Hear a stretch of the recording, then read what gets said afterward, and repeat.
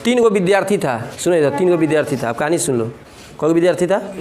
तीनों साइंस का विद्यार्थी था। एगो मैथ पढ़ने में बहुत तेज़ था, एगो फिजिक्स पढ़ने में, एगो केमिस्ट्री पढ़ने में। तीनों जा रहा था घूमते घूमते, एगो बीच में पोखरा मिला। क्या मिला? पोखरा। पोखरा मतलब होता है तालाब। पोखरा मिला तो बोला का एगो का जना के मैथ बरियार था तो कहता कि रुक हम एक पेनी के क्षेत्रफल नाप के आवतनी। आ फीता लेके आ पोखरी में कूद गई, क्षेत्रफल नापे गई, वहीं में रह गई। हैप्पी बर्थडे हो गई लोग, समझ रहे ना। तब फिजिक्स वाला कह रहा है का कि लग रहा है कि पानी का घनत्व ज़्यादा था। फिजिक्स का भाषा बोल रहा था, वो क्षेत्रफल नापने गया, हम घनत्व नाप के आवतनी।